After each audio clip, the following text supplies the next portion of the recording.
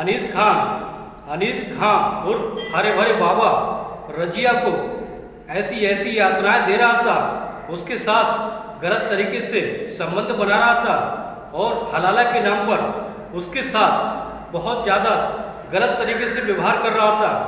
रजिया जो होती है उससे बहुत ज़्यादा तंग आ जाती है और उसका विरोध करने लगती है। जैसे ही वो उसका विरोध करती है तो वो मौलाना हरे भरे बाबा उसके साथ और बुरी तरीके से संबंध बनाता और इस तरह से वो दर्द से चीखने लगती है और उसको उस पर रहम नहीं आ रहा था। तो दोस्तों, कौन था ये हरे भरे बाबा के ऊपर? उस हरे भरे बाबा को कोई तरस नहीं आ रहा था। उसके साथ रात भर अप्राकृतिक तरीके से संबंध बनाता है और सुबह होते ही उसी पति के पास छोड़ देता है रजिया को और फिर उसको तलाक दे देता है। दोस्तों, कौन था हरा भरा बाबा? और ये हलाला के नाम पर ऐसे कई लड़कियों के साथ गलत व्यवहार करता था, उनके साथ शारीरिक संबंध बनाता था। आपने हमारे चैनल को सब्सक्राइब नहीं किया तो सब्सक्राइब कर ले ताकि जो हमारा मोटिवेशन है तो बना रहे। तो दोस्तों, अब कहानी पर आते हैं। दोस्तों, एक उत्तर प्रदेश का एक जिला है उन्नाव का एक गांव पड़ता है रग्गू खेड़ा में एक बुजुर्ग आदमी थे जिनका नाम होता है अहमद के 4 बेटे थे। सबसे बड़े बेटे का नाम नफीस होता है। नफीस जो होते हैं, इनका कारोबार जो होता है गैराज का कारोबार होता है। इनके यहाँ ट्रैक्टर रिपेयरिंग और सर्विस का बहुत अच्छा काम होता है। इस तरह से बेटों में सबसे बड़ा बेटा नफीस होता है। तो दोस्तों, अहमद जो होते हैं उन्हें अपने बड़े बेटे की शादी की चिंता होने लगती है और वो इस तरह से अपने बेटी की शादी के लिए जगह जगह रिश्ते भिजवाने लगते हैं। दोस्तों, उनके यहाँ एक दिन कोई दूर के रिश्तेदार आते हैं और कहते हैं कि ये तुम्हारे बेटे के लिए बहुत ही अच्छा रिश्ता है, क्यों ना हो तुम इस रिश्ते को चलकर देख लो और अपनी शादी पक्की कर लो। तो दोस्तों, ये बात जो थी 5 नवंबर 2012 की बात होती है। नफीस खान दोस्तों फिर अहमद जो होते हैं वो अपने बेटे की शादी के लिए रिश्ता ढूंढने के लिए लालकुआं पास के ही एक शहर लालकुआं में पहुंच जाते हैं। उस लड़की को देखने जाते हैं। उस लड़की का नाम नूर बानो होता है। नूर बानो देखने में बहुत ही ज़्यादा खूबसूरत होती हैं और अच्छे परिवार की होती है। इस तरह से अहमद जो होते हैं अपने बेटे की शादी उससे पक्की कर लेते हैं और इस तरह से दोस्तों फिर दोनों अहमद और नूर बानो एक दूसरे को पसंद आ जाते हैं। फिर उनकी जो शादी होती है 12 अक्टूबर 2013 में उनकी शादी बड़े धूमधाम से करा दी जाती है और इस तरह से नफीस जो होते हैं वो नूर बानो से बहुत खुश रहते हैं कि उनकी बीवी नूर बानो बहुत ज़्यादा खूबसूरत थी और नूर बानो जो होती हैं अपने पति नफीस से बहुत ज़्यादा खुश रहती थी और इस तरह से उनकी ज़िंदगी बहुत अच्छे से कट रही होती है। दोस्तों, फिर एक दिन ऐसा होता है कि उनकी ज़िंदगी में भूचाल आ जाता है। नफीस खान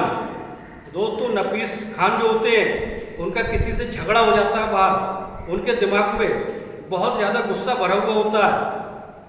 आने के बाद फिर किसी तरह से उनका अपनी बीवी से नूर बानो से किसी बात को लेकर विवाद हो जाता है और उनका गुस्से में बीवी को नूर बानो को 3 बार तलाक कहकर तलाक दे देता है और तलाक देने के बाद नफीस खान जो होता है वो घर से बाहर चला जाता है और इस तरह से नूर बानो जो होती है उसके ऊपर दुखों का पहाड़ टूट पड़ता है। वो फूट कर रोने लगती है कि जरा सी बात पर उन्होंने नफीस खान ने उनको तलाक दे दिया और इस तरह से उनके घर में कोराम मच जाता है। कोराम मचने के बाद अहमद जो होते हैं फिर इस तरह से अपने घर परिवार में इकट्ठा होते हैं। इकट्ठा होने के बाद फिर अपने बेटे नफीस खान को बुलाकर राय मशवरा लेते हैं, समझौता करते हैं और फिर इस तरह से दोस्तों फिर इसका एक ही हल निकलता है। वो एक राय मशवरा देते हैं। वो ये कहते हैं बाबा खेड़ा के पास एक मौलाना है, उनके साथ नूर बानो का हलाला कराना पड़ेगा। हलाला कराने के बाद एक दिन का हलाला कराने के बाद उससे वो तलाक दे देगा। तलाक देने के बाद फिर नफीस खान की शादी उससे दोबारा हो जाएगी। इस बात की जब सहमति पूरे परिवार में हो जाती है तो दोस्तों फिर वो बाबा खेड़ा, वो मौलाना जो होता है उसका नाम अनीस खां होता है, और अनीस खां को हरे भरे बाबा के नाम से जाना जाता है। और वहाँ जब पहुँचते हैं उनका पूरा परिवार हरे भरे बाबा के पास पहुँचता है और उनको इस बात की पूरी जानकारी दी जाती है। हरे भरे बाबा और ज़्यादा खुश हो जाता है और कहता है कि हाँ, मैं निकाह करने के लिए तैयार हूँ और एक रात नूर बानो को मेरे साथ यहीं पर रुकना होगा और फिर कल मैं इसको तलाक दे दूंगा और फिर तुम इसके साथ शादी कर सकते हो, मतलब इसके साथ दोबारा निकाह कर सकते हो। इस तरह से बाबा जो होता है, बाबा का निकाह नूर बानो के साथ करा दिया जाता है। बहुत ही बुरा, ये सब बहुत बुरा लग रहा था कि उसके साथ ये क्या चल रहा होता है। दोस्तों फिर क्या होता है, नूर बानो जो होती है मजबूरी में उस हरे भरे बाबा के बंधन में बन जाती है और इस तरह से एक रात फिर वहीं रुक जाती है हरे भरे बाबा के पास, अनीस खां के पास। तो इस तरह से पूरा परिवार जो होता है अपने घर पर चला जाता है। बानो जो होती है अब निकाह के बाद उसको एक रात हरे भरे बाबा के पास यानी अनीस खां के पास रुक जाती है।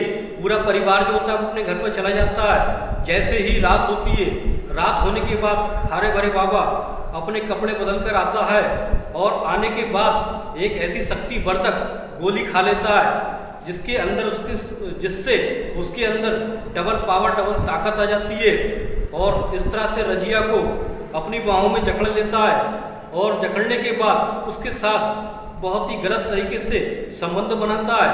नूर बानो जो होती है वो दर्द से तड़पने लगती है और जैसे ही उसका विरोध करती है तो जो बाबा था वो और ज़्यादा गलत तरीके से उसके साथ संबंध बनाता है।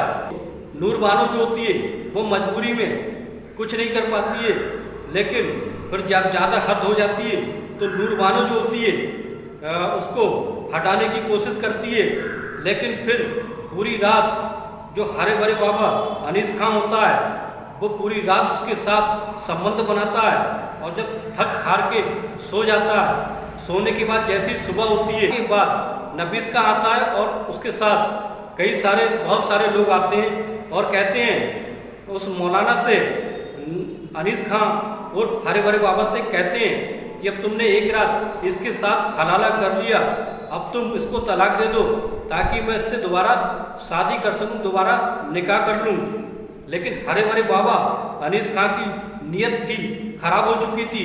वो ये कहता है कि मैं एक रात और इसके साथ बिताना चाहता हूँ क्योंकि ये अब मेरी बीवी है और मैं इसको कल तलाक दे दूंगा जिससे तुम इसके साथ दोबारा निकाह कर लेना।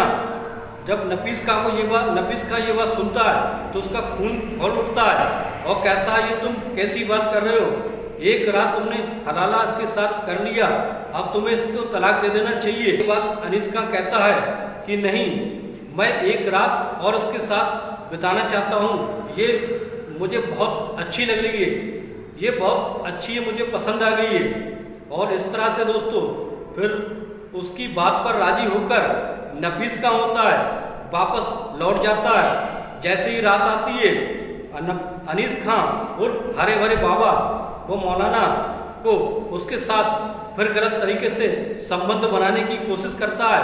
एक बार जब संबंध बन जाता है फिर नूर बानो के साथ फिर दोबारा यही व्यवहार करता है, लेकिन नूर बानो को अब ये बर्दाश्त नहीं था।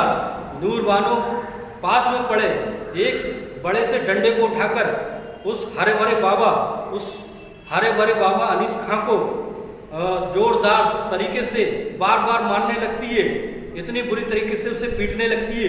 पीटने के बाद जब वो मौलाना वहीं पट्ट पड़ जाता है, गिर जाता है और दोस्तों उस हरे भरे बाबा को मारने के बाद वो दौड़कर फिर थाने में जाती है। थाने में जाकर रिपोर्ट लिखवाती है। वहाँ के चौकी इंचार्ज जो होते हैं प्रदीप कुमार होते हैं। प्रदीप कुमार को जब ये हलाले की सारी बातें नूर बानो जब बताती है तो उनके पैरों के तले की ज़मीन खिसक जाती है और वो तुरंत ही अपनी टीम का गठन करते हैं। और गठन करने के बाद उस बाबा के उस फर्जी बाबा के यहाँ पहुँच जाते हैं। ऐसी लड़कियों को हवस का शिकार बनाता था और पहुँचने के बाद उस बाबा को गिरफ्तार कर लिया जाता है। गिरफ्तार करने के बाद उस बाबा को जेल भेज देते हैं। नफीस खां जो कहते हैं कि नूरबानो से कि अब तुम मुझसे निकाह कर लो, और इस तरह से नूरबानो जो होती है, नूरबानो कहती है कि तुम मर्द नहीं हो, तुमने जब मेरे साथ अत्याचार हो रहा था तुमने मुझे नहीं बचाया, ऐसे मर्द की मुझे ज़रूरत नहीं है। ये कहकर नूरबानो जो होती है अपने परिवार में चली जाती है उसको छोड़कर, और इस तरह से नूरबानो जो है अपने परिवार के साथ अब खुशी खुशी ज़िंदगी जी रही होती है। दोस्तों, उसके साथ जो जुल्म हुआ उस जुल्म को सोच सोच कर वो अपने परिवार के साथ रह रही है और अपनी ज़िंदगी काट रही होती है। तो दोस्तों, कैसी लगी ये सच्ची घटना हमें कमेंट बॉक्स में जरूर बताएं।